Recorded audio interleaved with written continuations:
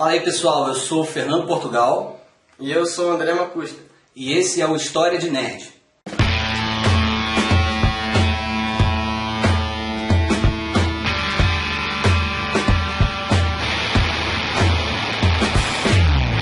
Nós vamos discutir aqui animes, séries, filmes, livros, enfim, tudo isso que nós nerds adoramos dentro de um contexto histórico. No episódio de hoje, a gente vai falar de um anime, que é o Fate Stay Night. O André vai falar um pouquinho de o que é esse anime. Fate Stay Night conta histórias sobre 7 magos de 7 famílias que se envolveram com magia no passado e eles invocam espíritos heróicos da antiguidade para batalharem pela posse de um cálice que é capaz de conceder um desejo para quem conseguir ganhar essa guerra. Então, os 7 servos que são invocados, o primeiro deles é o arqueiro. Cada servo tem uma classe, tá? Como se fosse um jogo de RPG, em que você escolhe a sua classe, você vai ser guerreiro, ou feiticeiro, ou ladrão. No anime, cada servo tem uma classe. O primeiro deles que aparece é o arqueiro. Ele é invocado, na verdade, sem querer pela heroína, que ela, na verdade, ela não queria invocar o arqueiro, ela queria invocar o Saber, que é o servo que a gente vai falar mais pra depois. O arqueiro não se lembra do passado, né? Ele não se lembra do espírito heróico que ele tem, nem do fantasma nobre, nem dos fantasmas nobres que ele possui. E o arqueiro, ele é o único dos servos que não está na história, que não faz parte de nenhuma mitologia. É o personagem original. Exatamente, é o único dos servos que é um personagem original do anime. O segundo que aparece, até pra lutar com ele na primeira cena, é o Lanceiro. Sim. Lanceiro, na verdade, dele, se eu não me engano, é... eu não sei a pronúncia certa. Mas a gente vai falar... É um nome celta, né? Um nome esquisito. Kulane, alguma coisa assim. Sim. Ele tem força, física, velocidade comparáveis ao Hércules, que é um dos servos mais poderosos do Santo Graal. Ele possui um fantasma nobre que todos os servos temem, que é chamado Gaybow, que na verdade é a lança dele.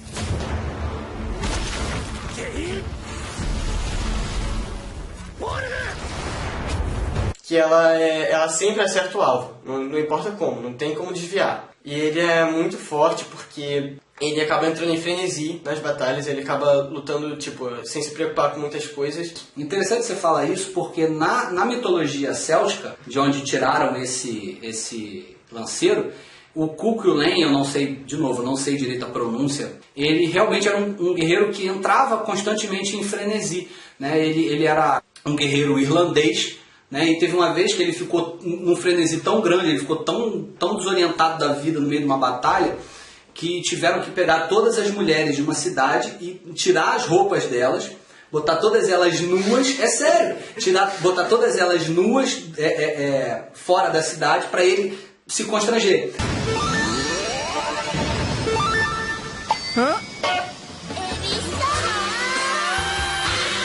E aí quando ele viu aquilo, ele parou, porque até então ele estava destruindo tudo que vinha pela frente dele, pelo caminho. E aí conseguiram parar, então, né? E aí conseguiram parar ele e tiveram que jogar ele num lago congelado, para ele se acalmar, tipo banho de água fria. Aí o que aconteceu? Ele evaporou, ele estava tão quente da batalha que ele evaporou a água do lago toda. E a Gaybow, que é o fantasma nobre dele no anime, também é citado na lenda. É uma lança especial feita com o osso de um monstro marinho, né, que era tirada com os dedos dos pés. E ela se dividia em várias, por isso que ele não erra o alvo, né? O terceiro servo é o Saber. A Saber, ela na verdade ela se chama Artúria. Ela é a versão feminina do rei Arthur, que é aquele que a gente conhece, que tirou a espada a Excalibur da pedra, com a história com Merlin e tudo mais. Então, ela é muito forte. A Saber, ela possui o fantasma nobre dela, na verdade, é a Excalibur. Só que o que acontece? Ela é tão poderosa que essa espada acaba virando invisível. E ela acaba surpreendendo os seus oponentes, porque os seus oponentes elas não sabem as medidas de sua espada. Ou seja, ela acaba facilmente vencendo seus oponentes. A maior vantagem que os servos têm dos outros é esconder a sua verdadeira face. Porque se o outro servo descobrir a verdadeira face de outro servo, ele iria descobrir não só suas habilidades, como sua história, o seu fantasma nobre, suas habilidades especiais, como eu acabei de dizer, O rei Arthur ele não é comprovado historicamente a existência dele, né? Tampouco que ele era uma mulher. Isso aí o anime bota até para empoderar, né, a mulher e tudo, para ter um lance do romance com o protagonista e tudo mais. Então, o rei Arthur ele não tem a sua existência comprovada na história.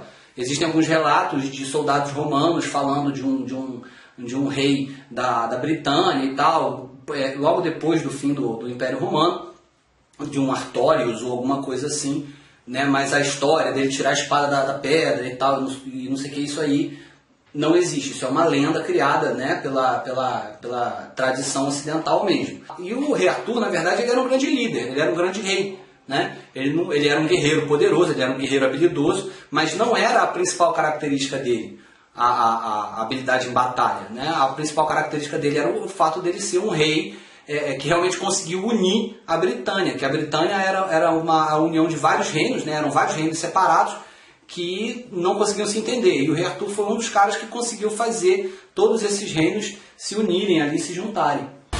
You felt it, didn't you? The power. Então depois da Saber vem o Berserker. Sim, que é o Hércules. Que eu citei antes. Na verdade, ele é possivelmente o servo mais forte invocado nessa Guerra do Santo Graal. O seu fantasma nobre, na verdade, são os 12 trabalhos, né, que ele fez para conseguir se encontrar com os deuses. Ele tem muita resistência, ele consegue sobreviver a ferimentos ou machucados que uma pessoa normal não conseguiria, até mesmo o servo não conseguiria sobreviver. O Hércules é muito famoso. É um semideus da mitologia grega, filho de Zeus, com uma mortal. Então ele tinha força absurdamente grande, né, uma força sobre-humana. Ele lutava contra exércitos inteiros e saía vivo, né, mas ele foi conhecido só pela sua força. Ele nunca foi conhecido por ser muito inteligente. Ai, que burro, dá 0 pra ele. Né, era no RPG, aquele guerreiro que você bota o atributo todo na força e a inteligência fica pequena. Era mais ou menos por aí. E aí que ele acabava se dando mal. Inclusive ele morreu porque ele colocou um casaco, né, que foi oferecido pela esposa dele. Na mitologia o Hércules morre dessa maneira. A esposa dele tinha ciúme dele, né, e aí o Nesso, que era um centauro que ele tinha derrotado, o Hércules tinha derrotado, oferece a pele dele em forma de casaco para a mulher dele. Dá para o Hércules como um casaco mágico, que se ele usasse aquele casaco ele ficaria completamente apaixonado por ela e ela jamais o perderia. Aí ela vai dar o casaco para ele, ele coloca o casaco mata ele. Ele morre assim. Na verdade o casaco não mata ele, porque ele era tão resistente que o casaco não consegue matar, mesmo ele sendo mágico e tal. Mas ele precisa da ajuda de um outro cara para acabar com o sofrimento dele, porque o casaco coloca nele um sofrimento, uma dor muito grande, que ele não consegue mais tirar, não consegue mais se livrar do casaco. Uhum. E depois do Berserker vem a Caster, que é a feiticeira. Que é a Medeia, na verdade.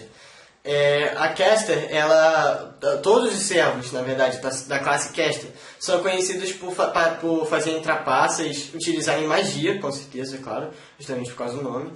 E eles sempre estão um passo à frente do mestre. Sim, os Casters, eles são os únicos que poderiam ter controle de seus mestres. Geralmente são invocados pelos magos mais poderosos, mais experientes, até porque os Casters, eles são, sim, uma classe que tem uma das chances maiores de vencer essa guerra. A Medeia, ela também é uma figura mitológica grega, não é tão famosa quanto Hércules. Ela aparece na obra de Eurípides, da Grécia Antiga, e Jasão e o Velocino de Ouro. Ela era esposa de Jasão. E ela, além de ser uma feiticeira, ela era parente da Circe, que ficou famosa por transformar o Odisseu e todos os seus soldados em porcos. Ela era bem cruel, assim. Inclusive, tem uma passagem das histórias dela que ela está voltando, ela está fugindo de uma ilha com seu irmão, o irmão dela, fugindo do pai dela, né? O pai dela queria aprisioná-los e ela fugindo de uma ilha num barco, no Argo, né?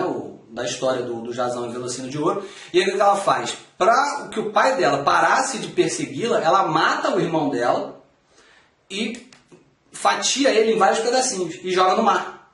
Porque ela sabe que o pai dela vai parar de persegui-la para conseguir juntar todos os pedaços do irmão para poder dar um funeral digno para o irmão. Então é assim que ela consegue fugir. Depois da Caster tem o Sasaki Kojiro. O assassino. Assassino. Beleza. Assassin. O Assassin, na verdade, é uma classe que não é muito voltada para o combate, apesar de Sasaki Kojiro, que é o ser invocado, realmente está mais voltado para o combate. A classe Assassin, ela tá mais para uma pessoa, para fazer missões secretas, assassinar realmente um servo de maneira estúpida, alguma coisa assim. Depois de um combate entre dois servos, ele vai lá e acaba aproveitando a situação e mata outro servo. É assim que os assassinos geralmente agem. O Sasaki Kojiro na história, ele era realmente um samurai japonês. O samurai tem que ser japonês. Você é o bichão mesmo, hein, doido? E ele era o antagonista do Musashi, que talvez seja o samurai mais famoso de todos os tempos. É o cara que inventou o Kendo, né, que é aquela luta com espadas e tal. Existe uma controvérsia se ele existiu ou não, mas é provável que sim, que ele tenha existido. Né? E ele realmente tinha essa espada, que ele chamava de varal, de tão grande que ela era. É Nodachi, se eu não me engano, o nome da espada. E certa vez ele partiu uma andorinha no ar, a andorinha voando, a andorinha que é um bicho pequeno, né? Voando, ele partiu a andorinha no meio. Né? E ele era realmente o samurai mais habilidoso, tanto que para o Musashi, que é o herói da história, conseguir derrotá-lo, precisou desestabilizá-lo psicologicamente, fazer ali uma série de artimanhas, um monte de coisa ali para conseguir derrotar e matar o Kojiro. E aí depois do Assassin aparece a classe Rider, que seria cavaleiro. Sim, a Rider, na verdade, ela não parece muito no anime. A gente já pesquisou, a identidade dela é Medusa. Ela se mostrou ser inferior aos outros servos no anime. Ela não aparenta ser muito forte em combate e tudo mais. Também não foi mostrado o fantasma heróico dela, o fantasma nobre, na verdade. Nem o seu espírito heróico. Eu não entendo por que usaram a Medusa como cavaleira, porque na história ela era metade cobra, né? Então como é que uma cobra vai montar a cavalo? Né? Na mitologia grega. Não, mas a classe cavaleiro, que na Rider, ela não precisa de só cavalo, pode ser qualquer tipo de meio de locomoção. Pode ser que as armas dela, né, tem corrente e tudo mais, pode ser um possível meio de locomoção. Eu acho que é forçar um pouco a barra, mas enfim, botaram ela lá, então a gente tem que falar dela. Né? A Medusa era uma sacerdotisa de Atena, que era muito bonita e acabou despertando a paixão do Poseidon. Poseidon foi lá, perseguiu ela não podia ter nada com Poseidon, porque ela era sacerdotisa de Atena, e para isso ela tinha que ser virgem. E Poseidon forçou a barra com ela lá, levou ela para os finalmente dentro do templo de Atena. Aí Atena soube daquilo, ficou desesperada de raiva, ficou pé da vida e falou, não, eu tenho que fazer alguma coisa quanto a isso. Aí ela não podia fazer nada com Poseidon era Deus também, era mais forte que ela, aí ela foi fazer alguma coisa com a pobre da Medusa, transformou a Medusa naquele monstro que todo mundo conhece e lançou uma maldição sobre ela que se algum homem olhasse para ela novamente, ele viraria pedra. Né? Talvez esse seja o fantasma nobre dela, né? Transformar os outros em pedra. Porque no anime ela aparece vendada. Sim, no anime ela aparece vendada, não aparece mostrando os olhos. Pois é, então talvez seja isso. Se você contou, já foram 7 classes. O arqueiro, o lanceiro, a saber, o berserker, a caster, o assassin e a rider, certo?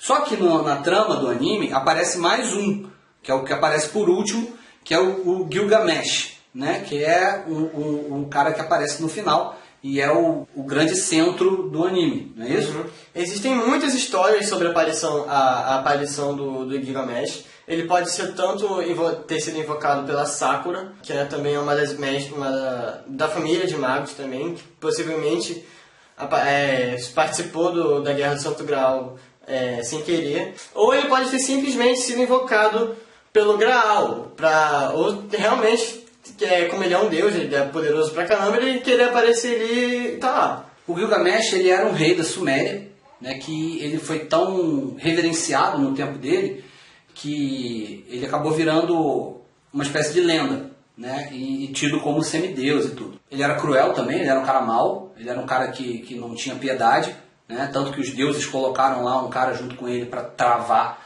essa violência toda dele. E talvez ele seja o mais antigo dos que aparecem no anime, porque ele é da Mesopotâmia. A figura do Gilgamesh é coisa de 8.000 a.C. E nessa história toda que se contou dele, né, nessa lenda que se fez dele, ele sempre perseguiu a imortalidade. Sim, tanto que no anime ele sempre buscou, né, a juventude pra ele. E é isso que faz ele ter participado de duas guerras do Santo Graal. E aí, no decorrer do anime, esses servos todos eles vão lutando um contra o outro, certo? Aí a gente separou aqui umas lutas pra gente comentar e até pra gente dizer também se na história, se essas lutas acontecessem, como é que elas seriam, né? Se elas seriam parecidas ou diferentes do que acontece no anime. A primeira que a gente separou foi a Saber contra o Lanceiro. Sim, foi a Saber contra o Lanceiro. Nessa luta, um dos protagonistas acaba sem querer invocando a Saber, porque ele estava em perigo, ele falou algumas palavras que pareceram um ritual de invocação, e acabaram invocando a Saber, que acaba protegendo ele de um golpe fatal do Lanceiro, né, que estava perseguindo ele nessa hora. E desde o começo da luta, o Lanceiro estava na defensiva, porque assim como eu comentei, ele não podia ver a espada da Saber, então ele ficou na defensiva.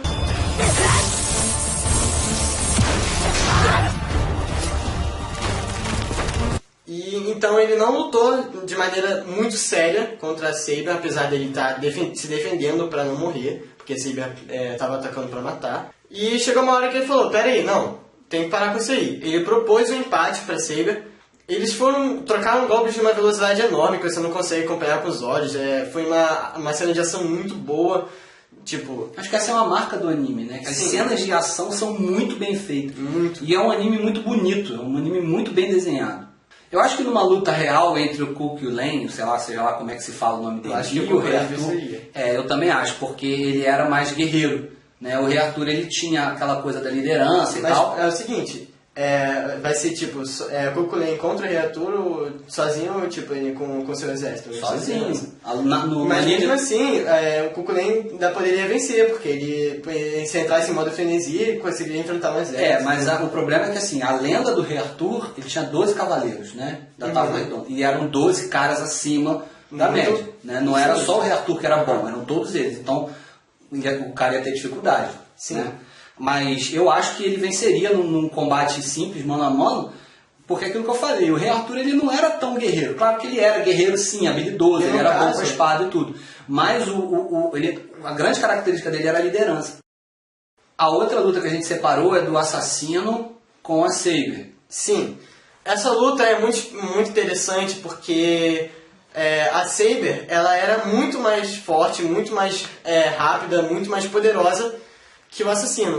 Mas só que o assassino ele era acima nas suas habilidades de espada e também estava em um terreno elevado. Ele também estava numa altura acima da Saber. E como a gente tinha dito antes, a espada do assassino era enorme. Ou seja, antes da Saber tentar se aproximar dele, ele fazia 1 ou 2 golpes que forçavam ela a recuar.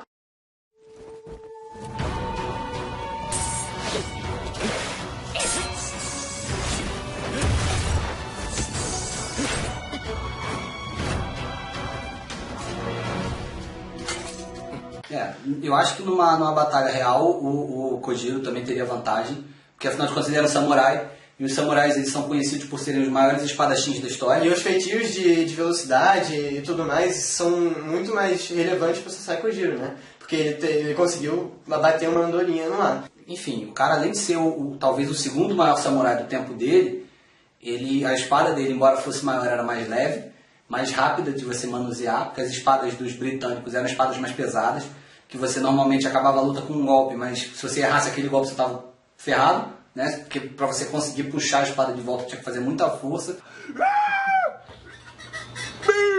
Então o Rei Arthur também cansaria antes, né? Numa batalha ele usava armadura e tal, então carregava mais peso, né? A roupa do samurai, principalmente roupa de duelo, né? Também não tinha armadura. Os samurais eles usavam armaduras na guerra, mas para duelos, essas coisas assim, era mais o kimono mesmo, né? Então é uma roupa leve que dá muita mobilidade, muita facilidade de movimento. Então eu acho que o Kojiro também levaria vantagem e o próprio pobre do Rei Arthur aí já teria morrido pela segunda vez. A próxima luta que a gente separou foi Ryder e Caster, que é a Medusa com a Medeia. Essa é a batalha luta mitológica grega. Essa luta... Que não acontece. Não acontece, mas eu vou tentar simular essa luta como seria. Esse combate, no caso da classe Rider, ela é mais focada para resistência mágica. Ela não é uma classe que de tanta porrada corpo a corpo como as outras classes. Combate contra a Cassie, ela já começaria com vantagem, porque a Cassie certamente ela não seria forte o suficiente para aguentar o combate corpo a corpo contra um servo que foi invocado para isso, né? Combate corpo a corpo. Eu deduzi que o combate acabou muito rápido, porque, como a gente comentou antes, a Ryder, o possível fantasma nobre dela seria ela transformar o seu oponente em pedra. E como a luta acabou, a Ryder estava com seus olhos ainda vendados, então eu deduzi que a luta acabou antes mesmo dela conseguir ativar o seu fantasma nobre, ou seja, antes dela lutar sério.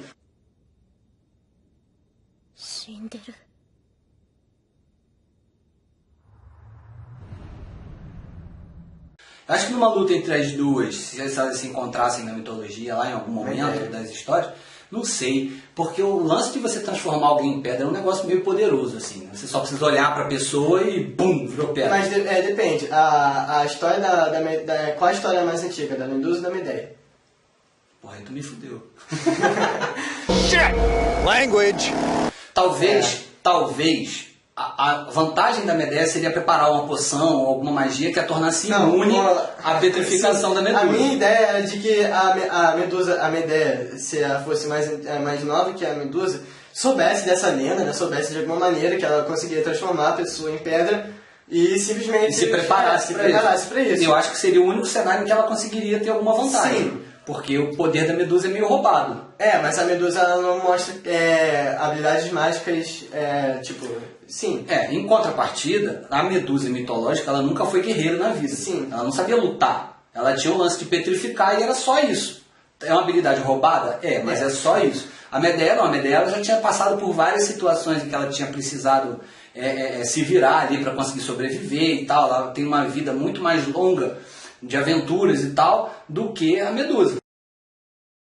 Então depois da batalha da mitologia grega aí, vem o Berserker, que é o Hércules, contra o Gilgamesh. Essa luta deveria ser lembrada por séculos e séculos e séculos, porque as cenas de ação são muito boas. Essa luta, na verdade, eu não poderia dizer que o Gilgamesh começou com uma vantagem, porque o Hércules, desde o início, ele se mostrou querendo proteger a sua mestre. Ele não estava querendo lutar sério com o Gilgamesh.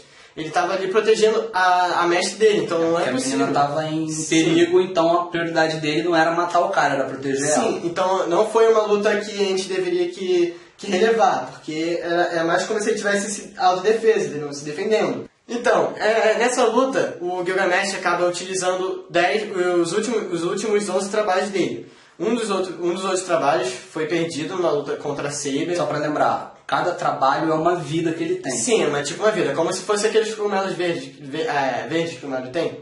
Então, é tipo isso. It's me, Mario! Só que seria It's me, Hércules.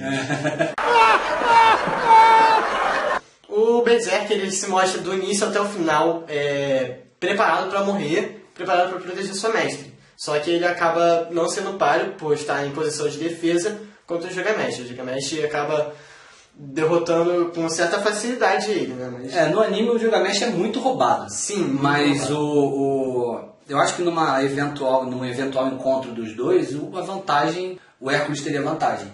Porque ele era absurdamente forte e absurdamente resistente. E ele também era um semideus.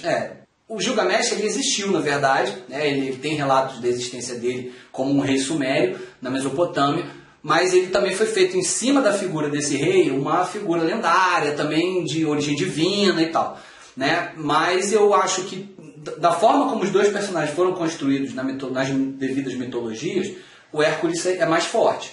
Então, o Gilgamesh talvez fosse mais inteligente, porque ele era um rei, né? Ele perseguia a imortalidade, então ele buscava feitiços, né? Poderes diferentes e tal. Uhum. Mas a força do Hércules, ela sempre foi muito importante e muito superior. Talvez o Gilgamesh venceria se ele conseguisse enganar o Hércules de alguma maneira, né? Mas aí não seria burro, né? Não seria uma luta franca e direta. Sim. Entendeu? Teria que ter uma uma trama aí Mas é o por trás, seguinte, alguma coisa acontecendo. se essa luta realmente acontecesse, se os dois realmente quisessem se matar, o Hércules não acho que não iria parar pra se matar ele, não. Mano a mano ali, porrada franca, trocação. Com certeza o Hércules ia fazer picadinho. Agora fica a questão, quem ganharia? Cucullen ou Hércules? O Hércules é mais forte. Mas o Cucullen ele tem outras vantagens, né? A própria lança dele, que era uma lança especial e tal, não sei o quê. Mas ainda ganhar do Hércules é difícil, cara. É encardido. O bicho é sinistro. Esse anime tem na Netflix, ele realmente é muito bom, vale muito a pena parar e separar um tempinho aí da sua vida para assistir.